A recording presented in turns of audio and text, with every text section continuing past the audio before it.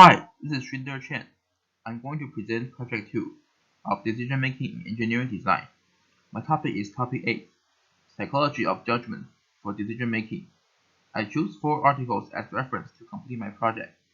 2 of them were the articles provided by Professor, and the other 2 were the articles I selected from Google Scholar and Web of Science. I want to focus on introducing the 2 articles I chose, so I will briefly introduce the first 2 articles before introducing the last 2, and share my opinion and thoughts about them. First, after reading the 2 articles provided by Professor, both articles provide and compare some of the decision models brought up during previous research, help me to be more aware of the evolution of the decision-making models. In the meantime, they also raise some examples to show the conflicts inside those models, makes people think that there should be a better way to quantify one's decision.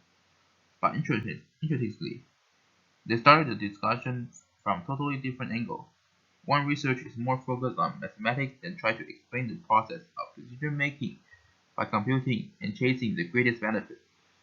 The other research is more emphasized on the cognition of human that affects the decision, while trying to combine the cognition model with multi-attribute judgment and decision-making model.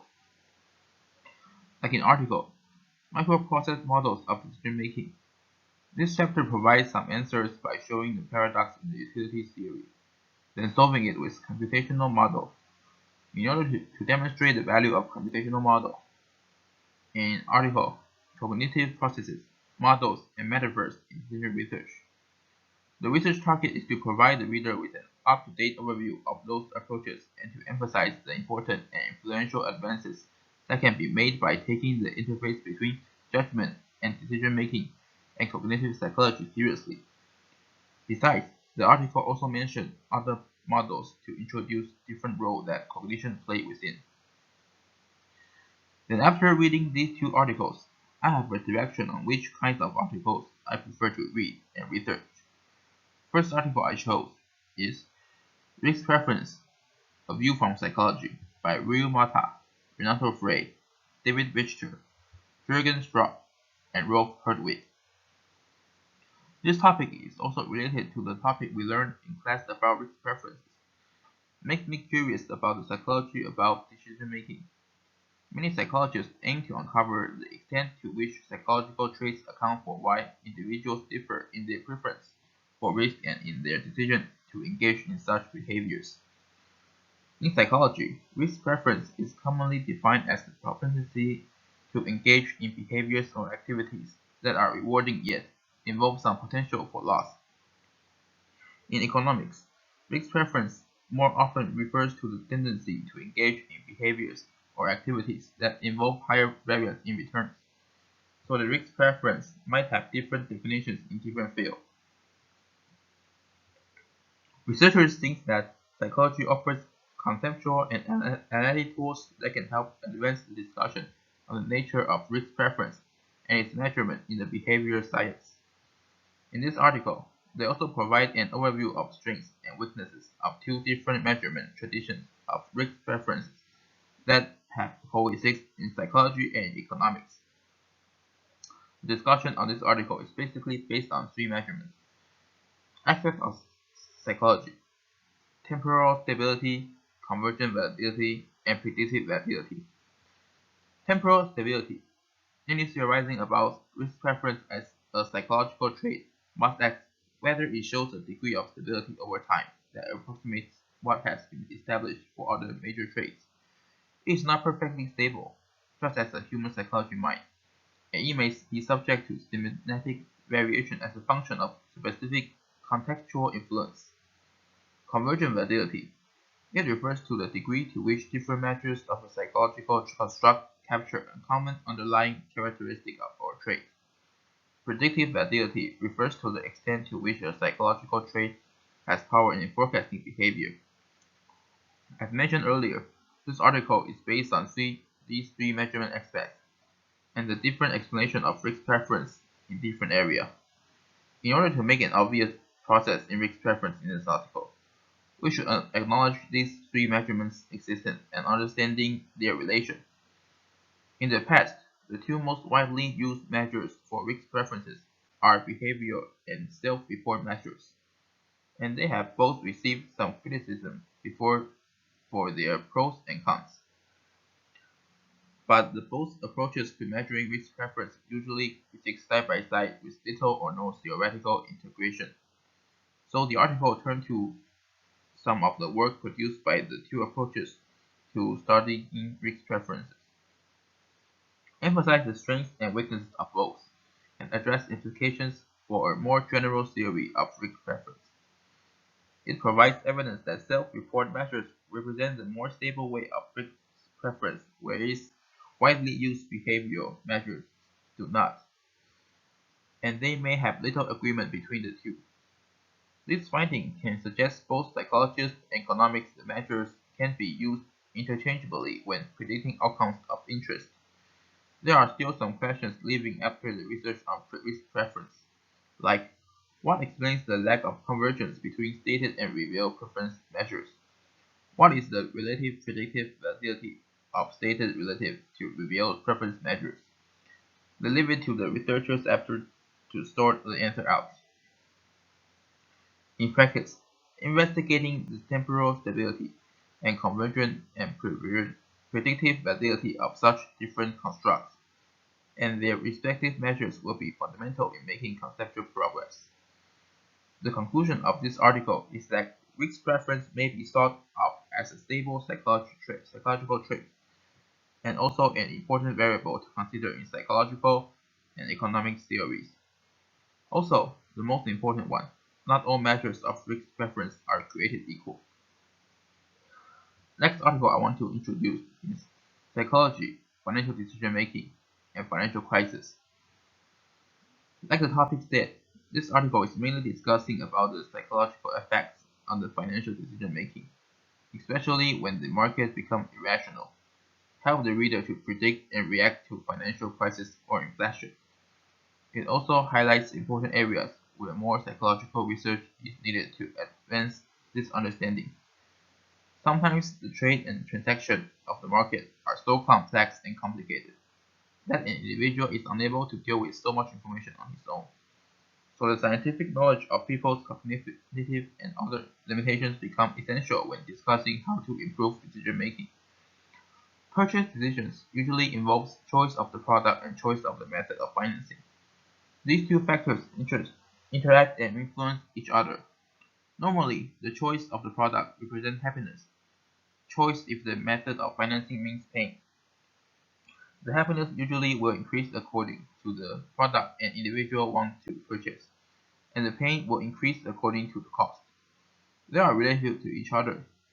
For example, if a product is above his pay grade, it means that he needs to borrow some money to pay for it, and no matter how much he loves the product, the preference of the product will decrease. The main purpose of this article is to review, evaluate, and discuss research that may increase our understanding of the psychological attendants and consequences of financial decisions, or as said, financial crisis. The target is to complement economists' analysis of financial crisis past and present. So this article is more focused on the pessimistic angle to help reader recognize and prevent the effect of financial crisis in advance. As summarized in the article, risk-taking is an important component of financial decision-making. It is mediated by risk perception, risk attitude, and risk propensity, and it is modified by personality and situational factors. Results show that people high in sensation seeking and openness to experience are likely to take more and higher financial risks, whereas people high in conscientious anxiety and neuroticism are likely to take fewer financial risks. Women, parents, and older people are also less likely to take financial risks. Consumers and investors with a high confidence in the future are more likely to take financial risks. The article simply divided the preference of risks by their gender, age, or mental statement after summarizing previous models. In this article, authors have suggested that common individual cognitive bias, affecting influences, and social influences play some role in market analysis. Also have highlighted possible cognitive bias cause the financial market doesn't function optimally which money is a single or dominant commodity. This article can only provide readers some extra thought when doing financial decisions or corresponding action when encountering the financial crisis. Hope that government or bank can set up some procedure to make sure investors are aware of the financial situation, then do the decision with less risk.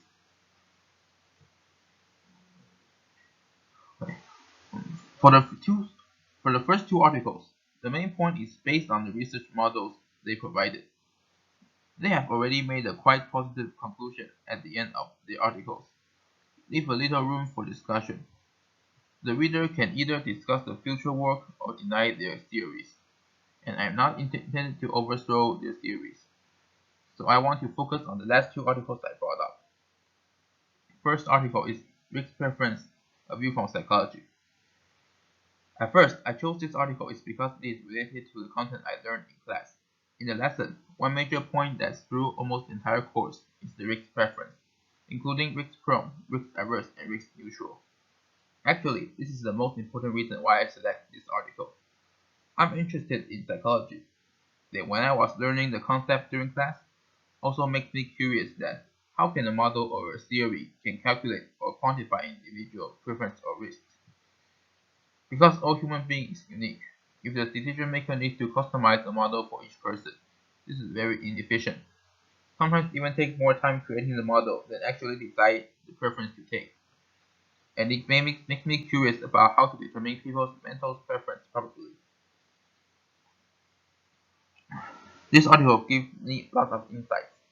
For example, I could separate the previous preference model into behavioral and self-report measures. Behavioral model is the more revealed one and self-report model is the more stated one. The distinction between those two measures can let me analyze the model from different angles, and according to this article, self-report measures is more effective than behavioral measures. It happened to solve my biggest confusion. There are too many factors that might influence an individual's final decision. Sometimes people have to choose an option that isn't his favorite one because of some invisible reason. So if the researcher only created a decision model based on the actual action before, there's a huge chance that the model is inaccurate.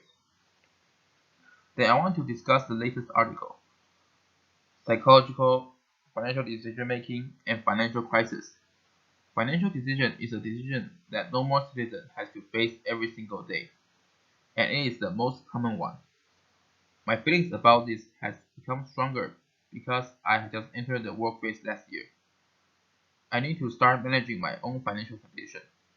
This is why I would like to learn more about financial decision making. About financial crisis, last time the serious financial crisis struck is about 2006. To be honest, I was a child back then. I have not much feelings about it, but I know the incident caused many disasters. For now, why I'm interested in this topic is that I recently have studied deeply into cryptocurrency lately. Cryptocurrency is a hard concept to figure out, and it can be paid as actual currency, but somehow it has great value, makes me wonder and want to learn deeply. After looking up for some information online and getting advice from the experts, I realized that cryptocurrency is a high-risk investment that is basically manipulated by billionaires. But if enough people follow the trend wisely, can earn lots of profit quickly. It is possible to earn or lose thousands of dollars in a day. This is an investment way that have a way larger risk having financial crisis. This article also provided some opinions to readers that how to avoid the financial crisis or how to deal with it. Also help reader observe which type of people are tend to accept financial risk. Then he or she can have a second thought when listening advices from others. I believe that improving judgment ability is a critical part before doing any financial decision. That's why I chose this article and how this article related to my life. Like I mentioned in the last paragraph, both risk preference and financial decisions have a huge impact on me. By reading those articles, I learned more about decision making. Psychology is a learning that I'm very interested in. But in the area of engineering, there's little place that I can apply psychology in. I agree to the author from the articles I read. Psychology and cognition should be an important part in future engineering design. After attending a full course through this semester, I realized that there are so many details with regards to decision making. It's not as easy as it appears. Although I'm not a mechanical engineering student that I don't know how to use MATLAB to solve some of the problems, I also learned lots of knowledge through some calculation in Excel. Creating a model is not an easy job, especially when it involves decision making. A decision can involve many complex factors.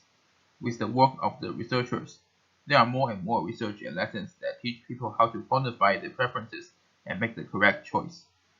There is also a possibility to blend in other learnings, such as psychology, to make it more accurate to fit an individual's preference.